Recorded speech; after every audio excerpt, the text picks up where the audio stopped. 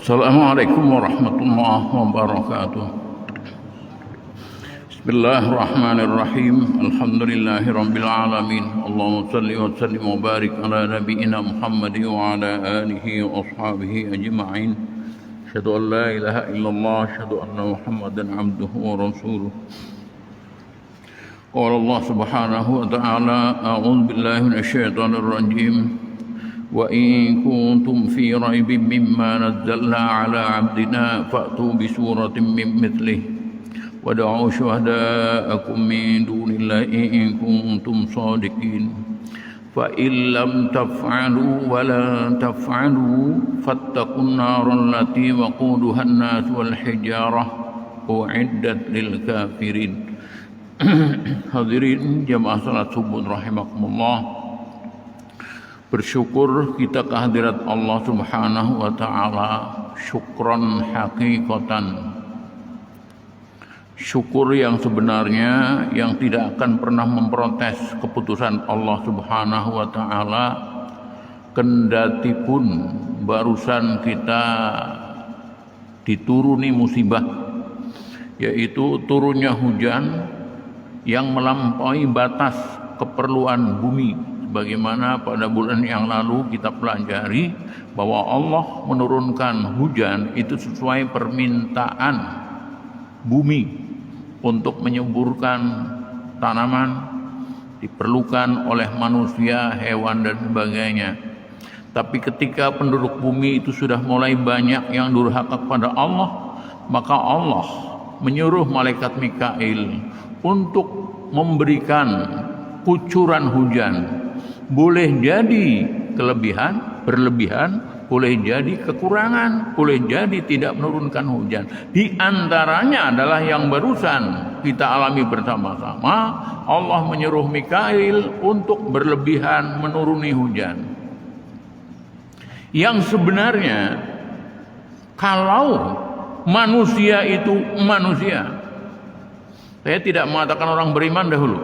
Kalau manusia itu manusia, maka mereka akan sadar. Begitu mulai sekilan, mereka akan sadar, ada apa ini? Kenapa kami? Bukan nyalahkan, bukan. Kenapa kami? Boleh jadi ketika air mulai tinggi, boleh jadi ada penambahan orang yang masuk masjid atau musola. Atau boleh jadi justru orang yang biasanya ke masjid, ke musola tidak ke masjid sama sekali. Cuman akan kelihatan ketika pasca banjir akan kelihatan. Yang kemarin orang ke masjid tidak. Atau yang kemarin tidak mau ke masjid tidak. Itu kelihatan. Padahal ketika kita pelajari Al-Quran bahwa Allah menurunkan musibah, itu la'allahum yarji'un. Kita lihat dahulu pada surat Ar-Rum ayat yang ke-41. Ini ayat ini dibaca setiap khotib berkhotbahnya untuk musim-musim banjir kemarin. Zaharal fasadu fil barri wal bahri bima kasabat aydin nasi liyudhiqahum ba'dalladzi la'allahum yarji'un. Kita akan butiri beberapa lafaz. Zaharal fasadu fil barri. Yang barusan kita ditimpa itu fil barri. Telah nampak kerusakan di permukaan bumi, wal bahri dan lautan. Kita tidak bicara laut, kita bicara adalah bumi. Saya tidak boleh menyalahkan siapapun. Yang jelas yang salah adalah orang yang durhaka kepada Allah, siapapun. Kenapa jadi terjadi seperti itu? Bima kasabat aydin nas. Jelas. Bima kasabat aydin nas. Kalau pian ada yang naik pesawat dari Banjarmasin, dari Samsudinur ke Stagen atau ke Batu Licin, pian akan melihat ngeri, Pak. Lubang-lubang bekas, ngeri. Dulu saya sering ke Stagen, ke Indosemen, memang betul ngeri. Cuman enggak usah lah, itu urusan-urusan orang. Yang untuk selanjutnya, ketika sudah kasabat aidin nas, maka liyudhiqahum ba'dalladzi amilu. Nah, ini yang kita butiri. Allah menurunkan musibah di bumi atau di laut, di daratan atau di lautan dengan perbuatan manusia, supaya Allah memberikan efek jerak. Maksudnya kata orang efek jerak, liudhiqahum, supaya Allah merasakan kepada mereka ba'dalladzi amilu, ba'dah. Jadi ada gempa, ada angin puting beliung, ada banjir, itu ba'dalladzi amilu, sebagian kecil saja yang Allah turunkan berupa musibah dari jumlah perbuatan manusia. Sekiranya perbuatan manusia yang durhaka, Allah balas semuanya dengan ancaman bencana, kita tidak bisa bayangkan, Pak. Ba'dalladzi amilu, sebagian kecil aja. Kenapa Allah seperti itu? La'allahum yarji'un, tujuannya supaya mereka mau kembali menjadi manusia. Ternyata tidak, malah menjadi hewan terus. Oleh karena itu, kita hubungkan dengan pelajaran pada hari ini. Ketika kita mau selamat, tidak usahlah bicara selamat dari neraka dahulu. Selamat dunia aja. Kalau kita mau selamat dunia, bicara selamat, jangan membias. Bicara selamat, kalau ingin selamat yang sebenarnya, maka fokus kepada yang satu. Allahumma antas salam. Tadi kita baca. Cuman waktu membaca fokus enggak kepada yang assalam, itu yang jadi masalah pulang. Jangan-jangan sekedar baca Allahumma antas salam. Kalau ingin selamat dunia aja, janganlah ke akhirat dahulu nih, dunia saja, maka fokus kepada yang assalam. Siapa gerang? Assalam itu siapa gerang? Wallah Assalam, dialah Allah sang penyelamat. Kalau dirinci, Allah menciptakan alam yang dirajai oleh manusia. Kemudian manusia ini perlu hidup, dan hidupnya pakai aturan. Maka Allah yang merasa menciptakan manusia dan alam, Allah ciptakan aturan manusia yang bernama Al-Quran untuk sekarang. Untuk dahulu kan ada Taurat, Injil, Zabur, Suhuf, terkumpul dalam Al-Quran. Ini aturan hidup manusia supaya manusia selamat dunia. Supaya manusia selamat dunia. Pian kalau hendak hidup hati-hati, Pak, banyaki membaca kitab susunan Imam Ghazali. Mohon maaf, mungkin di sini ada ustadz yang berucap, atau mudah-mudahan tidak ada ustadz yang berucap hati-hati dengan kitabnya Imam Ghazali. Waktu saya di Al-Irsyad, saya benci, Pak. Saya sempat benci kitabnya Imam Ghazali dengan provokasi-provokasi kawan-kawan. Begitu saya buka, astagfirullahaladzim, kenapa saya benci? Isinya bagusnya bukan main, Pak. Mengatur kehidupan manusia sangat teliti betul. Bahkan menurut almarhum al-maghfurlah Profesor Buya Hamka, beliau seorang Muhammadiyah tutup. Tidak ada seorang ulama pun yang bisa menyamai cara berfikirnya Imam Ghazali. Hatta Imam Bukhari sekalipun, angkat tangan, menyelami cara berpikir kehidupan manusia Imam Ghazali. Pian bisa baca yang kecilan saja, Bidayatul Hidayah.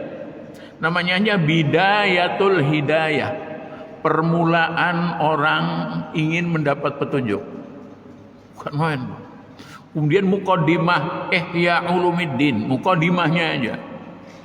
Beliau tidak senang sama sekali ketika orang itu hidup bermewah-mewahan, tidak peduli dengan aturan Allah yang bernama Al-Quran, yang penting bisa dihormati manusia.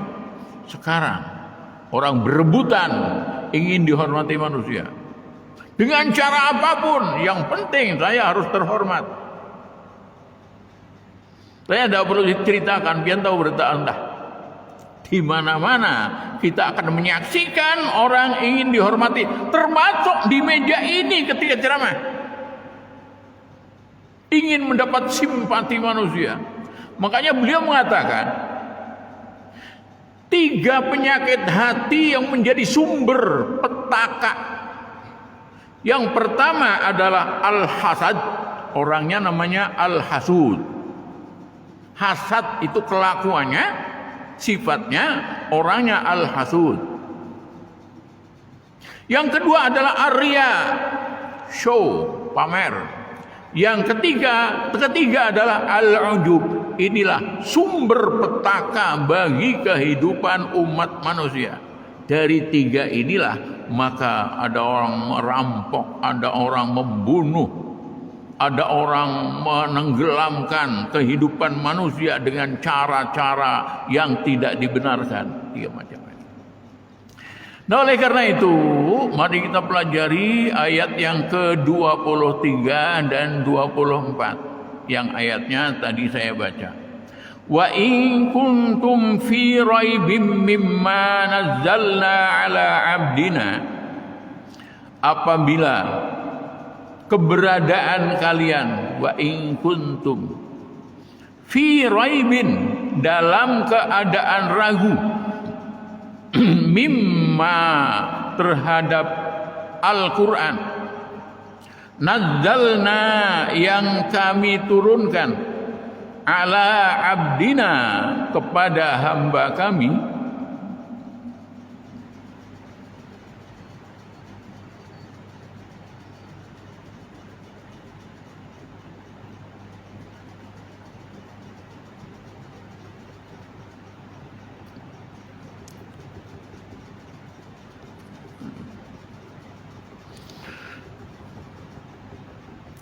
kita sini Pak.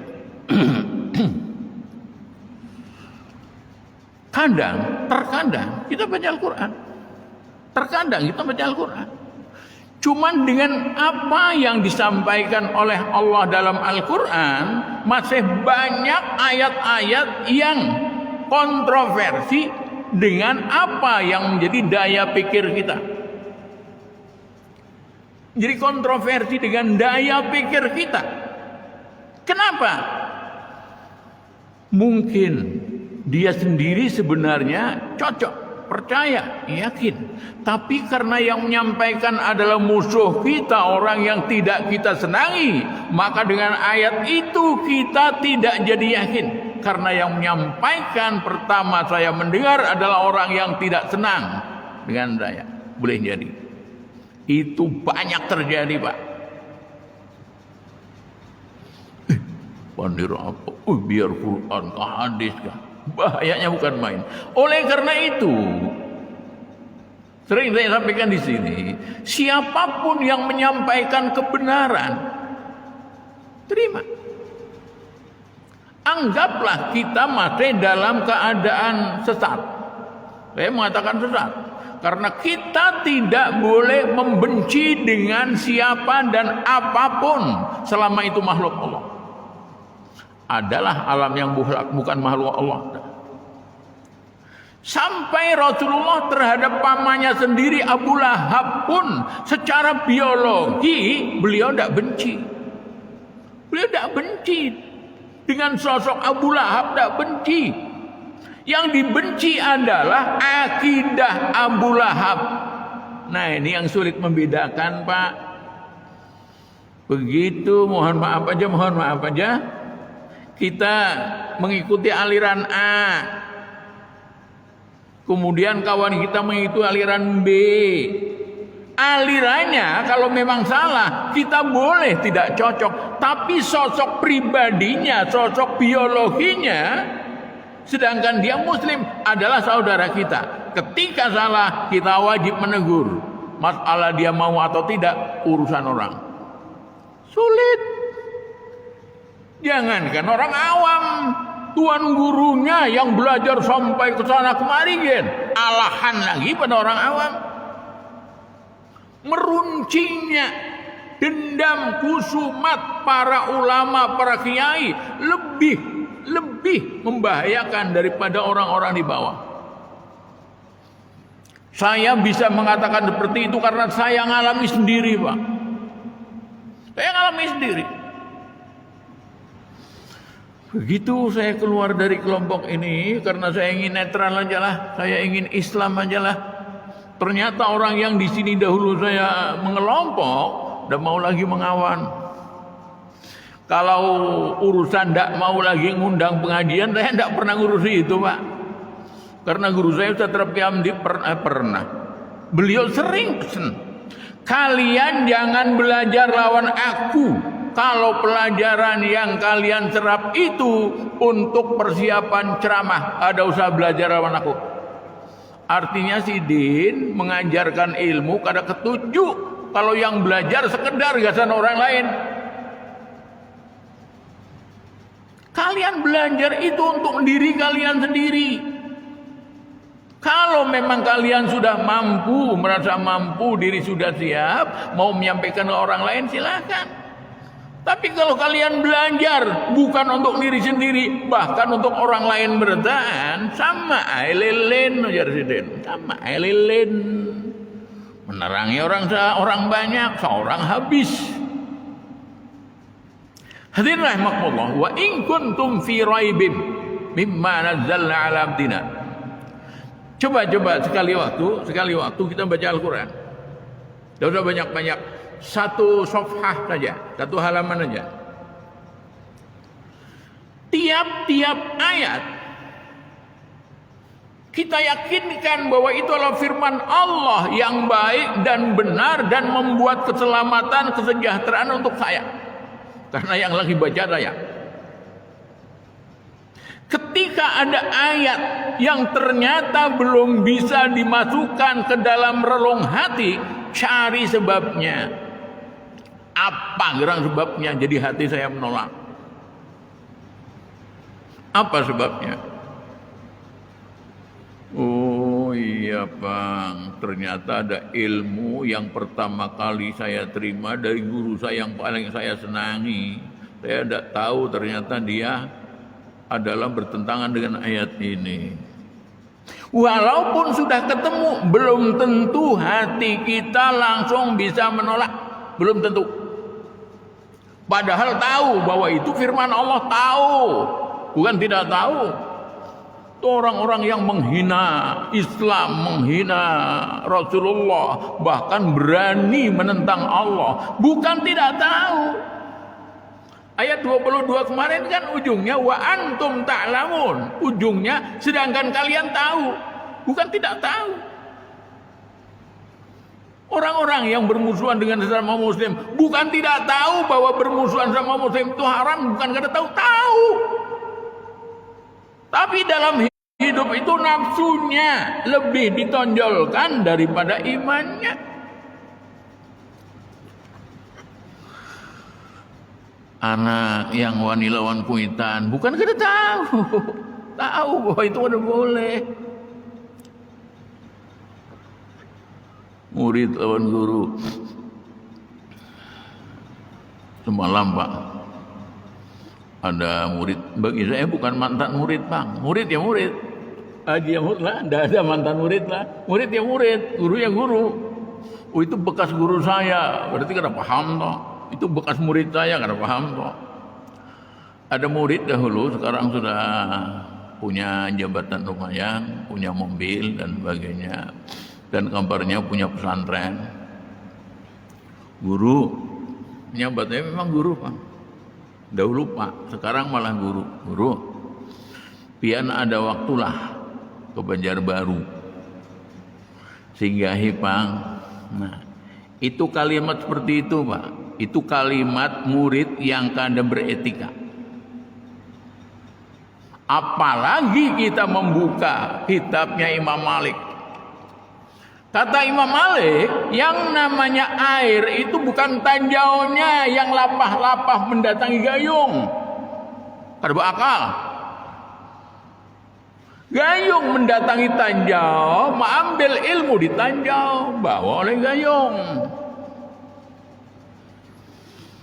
Bilang napa gerang? Anu pae, ulun dapat bantuan dari presiden disuruh membagiakan bansos, berarti yang warnanya merah putih itu. Pikir-pikir, apabila kada diambil kayaknya dikira sombong apa-apa. Apabila diambil maka melanggar banyak pantangan. Pertama dahulu saya bukan masalah Jokowinya, bukan. Saya melanggar ilmu ta'limul muta'alim. Yang namanya murid itu meelangi guru. Murid meelangi guru. Kalau mau memberi, maka muridnya datang ke guru. Bukan gurunya disuruh lapah-lapah. Ke penjara baru lagi. Sudah.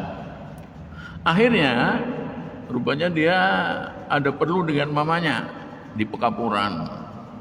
Di sore nelpon, guru, insya Allah malam ini ulun ke Pekapuran wadah mama. Kawalah pian datang ke sana. Masih gitu. Dia bermobil.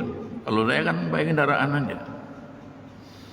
Saya pikir-pikir lagi masih sama aja, cuma jaraknya aja beda. Maunya karena di Pekapuran ke Hadil Bakti itu kan ya, hitung-hitunglah saya sudah berapa tahun kada beelang pada perguruan, beelang Pak. Tapi itu tidak dipakai. Tahukah dia tahu betul karena ngaji dengan saya berapa tahun tuh. Akrab kayak anak tuh Pak. Sampai waktu mau jujuran itu pun datang ke saya, Pak, kawalah pian minjami kita jujuran. Pas saya tidak punya uang. Kayak anak tuh Pak.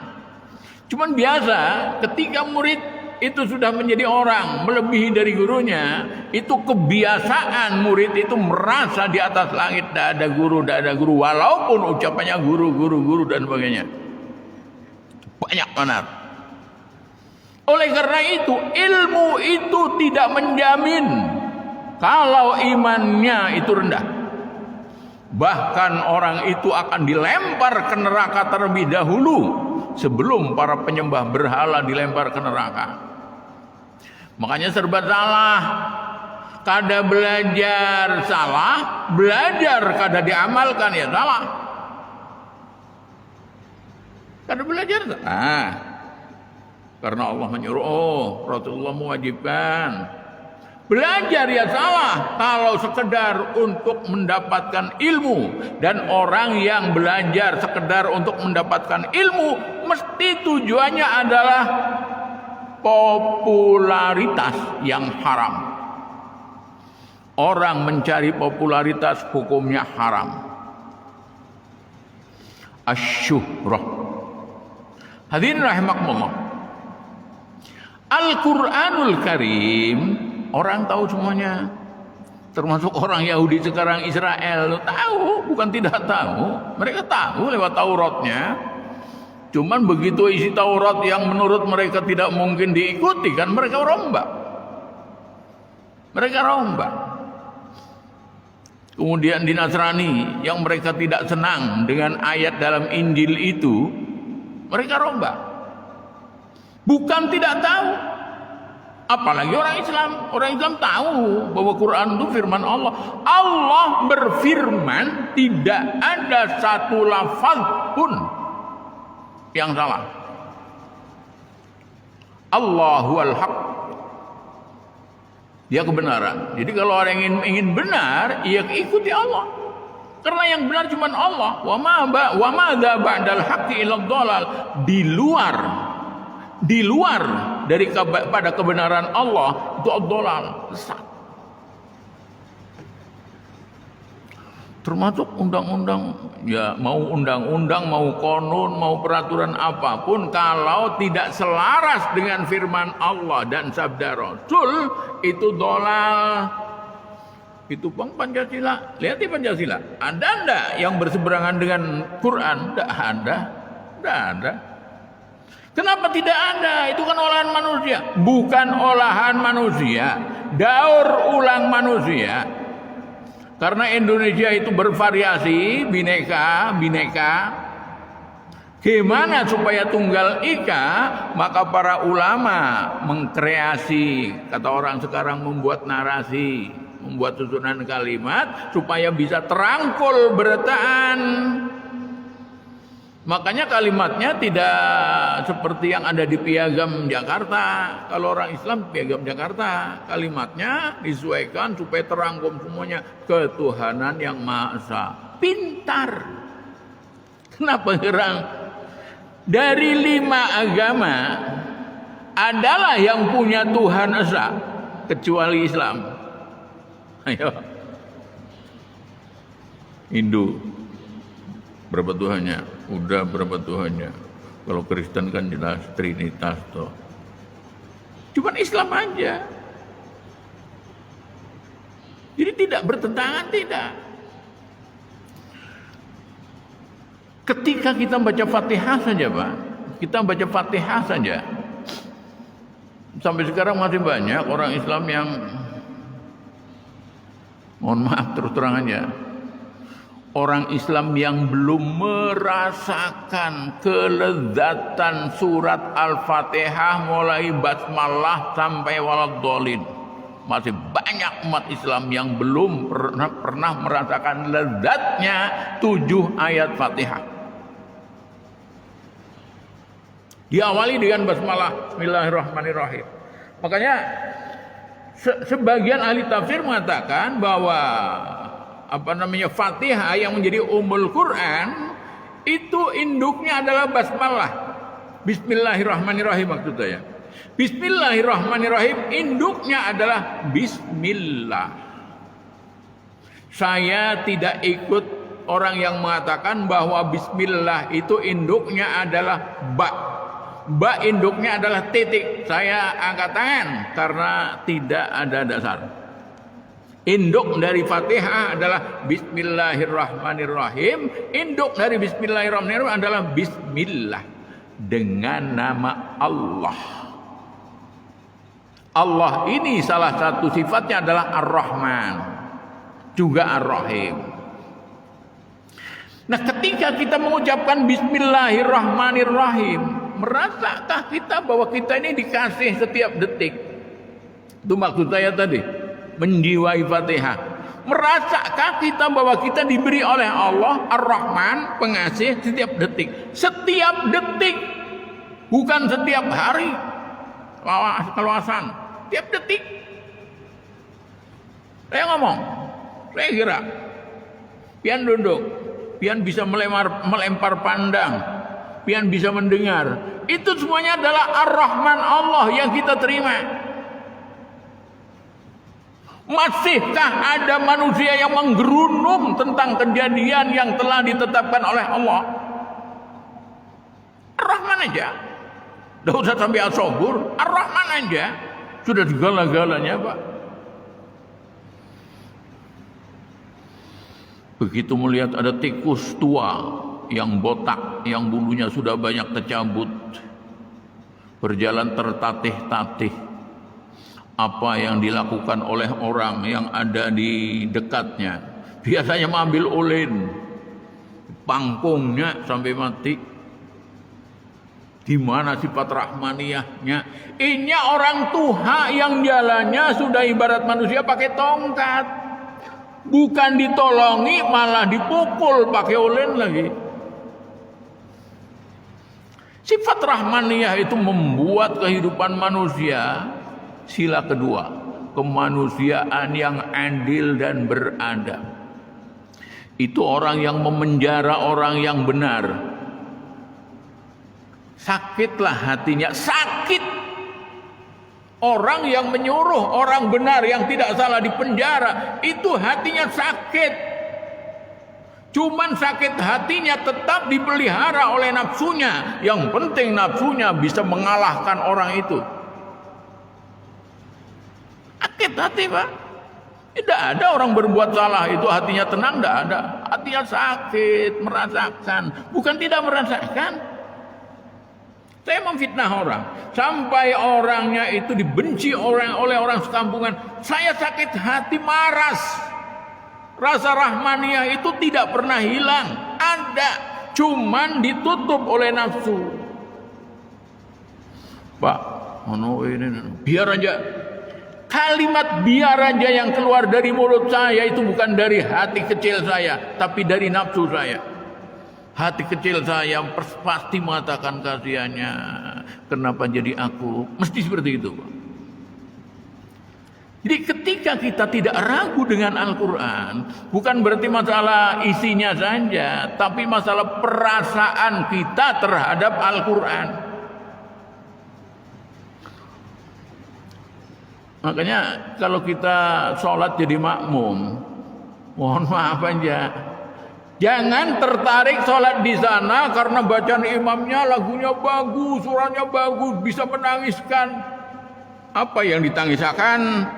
Mohon maaf aja, apa yang ditangisakan? Kalau yang ditangisakan adalah suara dan lagu yang sedih, berarti bukan tertangis karena firman Allah, tapi karena lagu yang sedih. Artis gin bisa. Ada seorang ibu, waktu itu saya masih banyak disuruh ceramah di ibu-ibu. Ustadz nanya, saya kira mau nanya, sekalinya mau menghabarkan bahwa dirinya bisa sholat, setiap sholat mengikut imam itu nangis. Ulun saban kalian terawih, ulun ke masjid tanya sana aja Ustaz. Dia bilang kenapa Bu? Karena di sana itu lagu imamnya sedih. Jadi setiap ulun umpat terawih lawan sidin, ulun nangis terus. Lagunya sedih, bukan isi ayatnya yang membuat kita harus hati-hati kemudian tertangis. Setiap kali Imam Syafi'i membaca surat At-Takasur, beliau tidak pernah lepas dari cucuran air mata. Setiap kali membaca, terutama waktu ayat yang terakhir. Tsumma latus'alunna yauma idzin 'anin na'im. Sidin kata pasti nangis. Kenapa? Mampukah aku melepaskan dari semua itu? Mampukah aku terhindar daripada semua itu? Walaupun yang ngimami itu suara parau, lagu kada karuan tampuh, yang kita dengar bukan suara dan lagunya, tapi firman Allah yang lagi dibaca. Kan disuruh belagu, ya sidin pintarnya lagu kayak itu. Bukan berarti kada belagu, itulah lagu sidin. Asal jangan dilakukan bahasa Banjar, bahasa Jawa, langgam Jawa, langgam Banjar. Itu menurut ahli kuro itu hukumnya haram. Ada berapa? 7. Al-Farhan 7 kah? 7 lagu yang wajib diikut lah. Kalau tidak salah ada 7. Itu semuanya sudah ditetapkan Rasul karena 7 itu adalah dari 7 daerah di Arab. Dari Yaman, dari Damaskus, dari Suriah, dari Libanon, dari Libya, dari Arab sendiri ada 7 lagu. Nah itu yang boleh. Selain itu karena boleh. Ini orang melakukan Quran lagu Jawa, bahkan Muammar ZA itu sudah mulai mengajarkan qiraatul Quran lagu Jawa. Saya terpukul karena dia dengan saya satu kabupaten, walaupun lain kecamatan. Adik dia mungkin pian pernah mendengar atau melihat di TVRI. Dia kawan saya sekelas waktu kelas 1 PGAP. Begitu naik kelas 2 pindah kelas. Imron Rosadi pernah lihat di TVRI, biasanya TVRI. Itu kawan saya sekelas. Kita lanjutkan. Ulun sambil menjelaskan, Pak, sambil mencari ayat 23, 24. Belum temu. Lalu Allah menantang, "Fa'tu bi suratin min mithlih." Buat saja satu surat yang sama dengan Quran. Lalu di antaranya ada nabi palsu yang mencoba membuat Al-Quran palsu. Surat Al-Fil. Sama suratnya Al-Fil, gajah. Cuman lucu. Tidak ada apa-apanya. Al-Fil huwa hayawanun khurtumuhu tawil wa dhailuhu watil. Gajah adalah seekor hewan yang belalainya panjang dan buntutnya kopat-kapit. Karena kan tahu. Coba pian lihat surat Al-Filnya Allah. Alam tara kaifa fa'ala rabbuka bi ashabil fil. Tahukah engkau Muhammad apa yang diperbuat oleh Allah terhadap pasukan gajah? Alam yaj'al kaidahum fi tadlil. Bukankah Allah menjadikan usaha mereka itu sia-sia? Wa arsala alaihim tayran ababil. Dan Allah mengutus burung-burung ababil kepada mereka. Isinya itu buat surat sama surat Al-Fil namanya, cuma isinya kan lucu. Gajah itu hewan yang belalainya panjang, buntutnya kopat-kapit. Ditantang oleh Allah, tidak ada yang bisa, Pak. Makanya jangan samakan Al-Quran dengan syair. Bahari kan zaman syair. Makanya untuk mematahkan syair Allah turunkan Al-Quran. Itulah yang dikatakan Al-Mu'jizatul Uzma. Quran itu mukjizat yang paling agung. Di atas mukjizatnya tongkat Musa yang bisa melahap semua ular yang buat oleh sihir mereka. Kita mendapat dari Allah lewat Rasulnya warisan peninggalan mukjizat yang luar biasa. Tidak banggakah kita dengan Al-Quranul Karim? Bangga. Nyatanya di mana-mana tuh berdiri tahfidz Al-Quran, tahfidz Al-Quran, tahfidz Al-Quran. Bukan itu. Bukan bangga masalah itu. Tapi bangga masalah dibumikannya Al-Quran lewat amalan sehari-hari.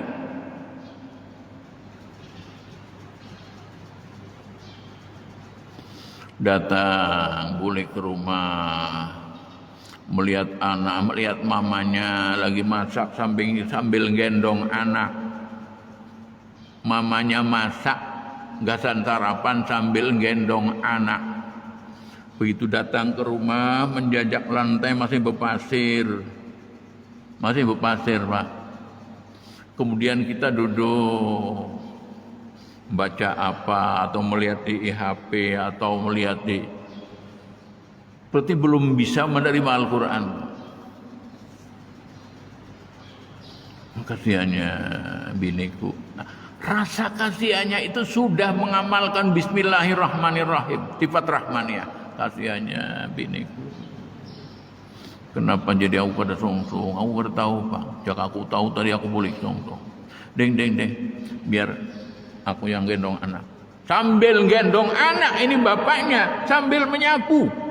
Maka bapak itu sudah mengamalkan Al-Quran walaupun belum fasih baca Al-Quran.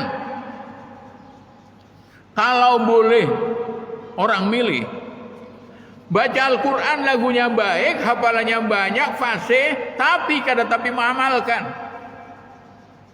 Yang kedua, dia ingin betul baca Al-Quran fasih, tapi kada fasih-fasih, lagunya kada karuan tampun juga kada bisa.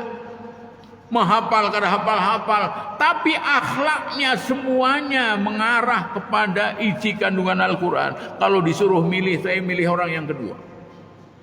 Walaupun berusaha supaya bisa kayak orang pertama, tapi lebih baik kayak orang kedua dahulu daripada yang pertama dahulu bisa terhinggapi al-kibir. Aku hafal 30 juz, suaraku bagus, laguku bagus. Begitu ada khotib turun jadi imam, bacaannya kada karuan tampuh, lagunya kada karuan tampuh, mana suaranya parau pulang, lalu meremehkan. Lebih buruk daripada orang yang kada fasih tapi mengamalkan. Makanya yang paling bagus ini dahulu nih, pengamalan Al-Quran walaupun dia belum tahu bahwa yang dilaksanakan ini isi Al-Quran, belum tahu dia. Tapi biasanya lebih mudah untuk tertarik pada orang yang pertama. Kalau pertama dahulu, ini dikhawatirkan kalau terhinggapi penyakit kibir. Faktu bisuratim mimmithlih. Ternyata angkat tangan, tidak ada yang bisa. Wa ma 'allamnahu syi'ra ma yanbaghi lah in huwa illa dzikru wa qur'anum mubin. Dalam surah Yasin. Bagi jamhur ulun sampai ini masih jadi tanda tanya. Kenapa imam-imam yang banyak hafal itu jarang imami membaca surat Yasin? Termasuk Mas Farhan sekali-kali bang baca surah Yasin. Jawabannya saya tahu sudah. Karena Yasin itu adalah surat yang dibaca oleh orang NU. Itu jawabannya. Surah Yasin, terlepaslah daripada menerima atau tidak sabda Rasulullah bahwa Yasin qalbul Quran. Yasin adalah hatinya Al-Quran. Terlepas dari itulah. Tapi yang jelas Yasin salah satu surat dari 114 surat. Kenapa imam itu bukan jarang, kada pernah ulun mendengar ada imam baca sebagian surah Yasin. Kecuali sekali loh di masjidnya Pak Masudi. Ada. Wa ma liyala a'budul ladzi fatarani wa ilaihi turja'un. Ada sekali seumuran ulun sini. Kali-kali Pak Ahmad Farhan baca surah Yasin. Suara, alhamdulillah. Surah Yasin baca. Semuanya. Hadirin rahimakumullah. Allah menantang lagi. Wad'u syuhadakum. Itu orang-orang yang ahli bahasa. Yang ujar katanya fakar bahasa dan sebagainya, undangi semuanya untuk buat Quran. Surat saja. Bisuratin, dengan satu surat. Tidak usah banyak-banyak. In kuntum shadiqin, jika tuduhanmu terhadap Al-Quran yang dibawa oleh Muhammad SAW adalah benar. Lanjutkan, ini malang-alang. Fa illam taf'alu wa lan taf'alu, jika kalian tidak bisa dan tidak mungkin kalian bisa. Jika kalian tidak bisa dan tidak mungkin kalian bisa. Artinya bahwa firman Allah bukan sesuatu yang biasa, tapi luar biasa. Makanya saya sering bilang, kita jangan biarkan hati kita tidak cinta Quran. Untuk mentes hati kita, jangan suka lawan anak. Ambil mushaf Al-Quran, ambil buku bacaan, ambil koran, ambil majalah, ambil buku pelajaran waktu kita belajar dahulu paling kita senangi. Coba, dari 5 macam buku yang kita hadapi, kita jangan paksa hati kita kemana. Biar aja hati kita mau marah kemana terserah. Itulah asli kita tuh. Ternyata hati kita mengarah Al-Quran. Tidak ada sesuatu pun yang lebih saya harapkan kecuali Al-Quran. Karena dia adalah firman Sang Maha Kuasa. Berarti hati kita cinta dengan Al-Quran. Jangan dipaksa. saya harus cinta Al-Quran supaya saya menjadi orang benar. Tidak bisa, itu palsu namanya. Ternyata mengarah, oh, ini yang dahulu mengantar saya mendapatkan karir ini ya buku ini. Nah, ketika seperti itu, jangan biarkan. Kalau perlu kita sudah batal, langsung saja berwudu, langsung saja sholat taubat 2 rakaat, baca istighfar banyak-banyak, minta ampun pada Allah.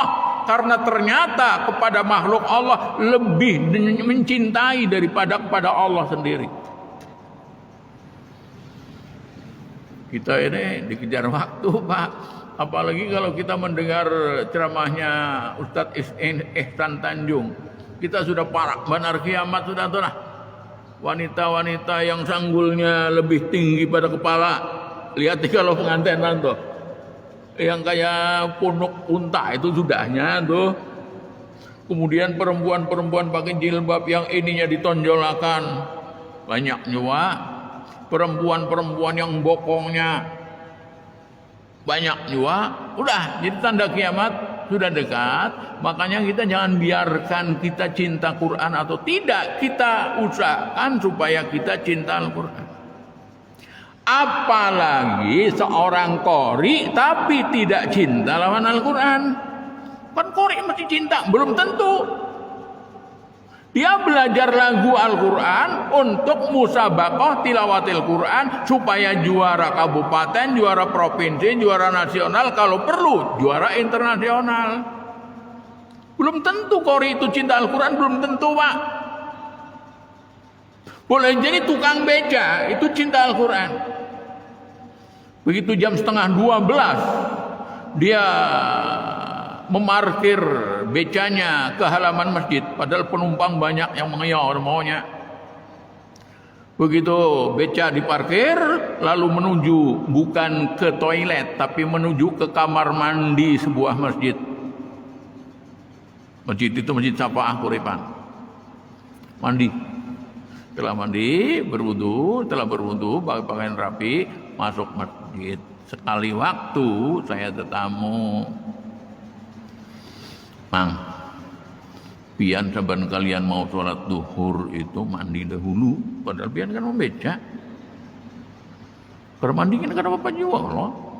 Bujur bang, ada apa? Aku bersenja suci ya. Cuman coba bang, ikam pikir, aku dapat undangan mengambil rapot anakku yang di SD kelas 3. Berarti aku hendak menghadapi wali kelasnya. Aku rasa kada mungkin karena mandi, aku mesti mandi. Ini aku mau ketemu dengan pencipta wali kelas muridku, anakku nih. Masa aku kada mandi? Padahal si Dita tidak bisa jadi imam. Karena bacaannya banyak yang kada karuan, merasa kada karuan. Baca Al-Quran aja belum beres. Belajar terus. Tapi ternyata ketika mau menghadap pada Allah, bukan main rapinya. Begitu selesai sholat, Sidin baca Al-Quran sebisanya. Itu maksud saya yang orang kedua tadi. Kalau bisa orang yang kedua ini meningkat jadi orang pertama, maka tergabunglah antara orang yang ahli Al-Quran dengan amalul Quran. Apabila tidak bisa dan tidak mungkin bisa, maka takutlah kalian dengan neraka yang bahan bakarnya wakudun. Wakud itu bahan bakar. Bahan bakar neraka itu an-nas wal hijarah. Bahan bakar api neraka itu ternyata manusia dan batu. Kalau batu kada apa-apa, memangnya benda mati yang menyupanakan manusia. Ternyata manusia yang durhaka kepada Allah itu martabatnya besok di akhirat sama lawan batu.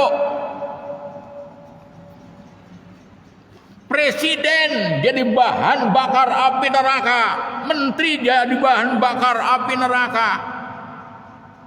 Pengusaha-pengusaha yang durhaka kepada Allah masuk jadi bahan api neraka. Tukang beca jadi bahan api neraka, tukang beca. Parkir di muka masjid, di pinggir jalan muka masjid, ada orang azan. Apa yang dikerjakan? Guring.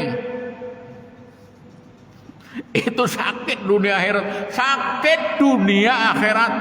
Kalau nyaman dunia sakit akhirat, ya sedikit-dikit ada mendingannya lah. Walaupun sebenarnya ada mendingan dibanding tukang beca mana sakit dunia, sakit akhirat pulang. Hadirin rahimakumullah. Gimana caranya kita nih? Yang pertama, bahwa firman Allah itu penyelamat hidup orang dunia akhirat. Yang dimaksud selamat bukan berarti martabat tinggi atau dihormati orang atau hartanya banyak, bukan. Tapi selamat hatinya tidak pernah menyalahkan Allah. Orang kaya seperti Nabi Sulaiman, tapi selamat dunia, selamat akhirat. Kemudian yang kedua, kita gimana caranya berusaha semaksimal mungkin supaya bisa membaca Al-Quran fasih. Fasih dahulu. Lagu enak. Fasih. Huruf yang 28, kita yang tua-tua, huruf yang 28 minta diitihi akan oleh ahlinya. Dan guru yang pajangan maitihi, jangan guru yang hiih terus. Pak guru, bujur. Pak guru, bujur. Ada harapan bujur. Guru yang pisit. Salah ya salah dikit tetap aja salah. Mulai alif sampai ya. Itu sudah betul semuanya. Yang kedua, hukum tajwid. Karena banyak orang membaca yang sebenarnya mendengung satu alif kada berdengung, padahal belajar tajwid. Yang ketiga, gharibil qiraah. Kalau gharibil qiraah tidak kada apa-apa jawaban. Karena ini kada merusak apa-apa. Yang keempat baru tafsirnya. Ini. Dari 4 macam ini, maka insya Allah Allah akan memberikan bisikan di dalam hati kita untuk senantiasa ingin tahu apa sih Allah bilang dengan saya. Maka hasil pertama nih. Hasil pertama, kita akan tergugah hatinya ketika ada orang membaca ya ayyuhalladzina amanu, apapun lanjutannya pasti tergugah. Itu pertanda bahwa Allah sudah membisiki Al-Quran terhadap hati kita. Ya ayyuhalladzina amanu, ya Allah, ulun termasuk orang yang pian panggil kakanda ya Allah. Kalau ulun termasuk orang yang pian panggil ya Allah, ulun siap melaksanakan tugas. Sebab setiap ya ayyuhalladzina amanu mesti ada tugas atau larangan. Kalau ulun tidak termasuk orang yang pian panggil ya Allah, tolong beri petunjuk supaya ulun terpanggil. Jadi ketika ada ya ayyuhalladzina amanu dan hati kita terperanjat, itu sudah pertanda bahwa Allah sudah membisikkan inspirasi Al-Quran. Mari kita bersama-sama Pak, supaya kita jangan terlena dengan hal-hal yang akan membuat kita sendiri yang payah. Hadirin rahimakumullah, tolong sampaikan lawan siapapun yang kita bisa nyampaikan. Bab menyampaikan Islam itu tidak harus ceramah, tidak harus khutbah Pak, tidak harus tuan guru, tidak harus ustadz kiai. Tolong sampaikan. Kita akan baru ditegur oleh Allah. Coba Pak, kita baik-baik lawan Allah. Kalau pian menyampaikan lawan lelakian, nyampaikan supaya mau meramaikan rumah Allah. Kalau pian menyampaikan lawan binian, ya apa yang bisa pian sampaikan supaya jangan durhaka lawan laki, supaya kelemah lembutan perempuan tetap dijaga, supaya tetap ingat pada Allah Subhanahu wa taala, supaya kalau laki memberi berapapun yang diterima, jangan pernah menyalahkan keputusan rezeki yang Allah berikan. Mari kita bersama-sama ambil bagian untuk dakwah. Mudah-mudahan Allah SWT menjaga keimanan dan akidah kita, dan mudah-mudahan Allah memberikan kita kemampuan untuk melaksanakan syariatnya. Amin ya rabbal alamin.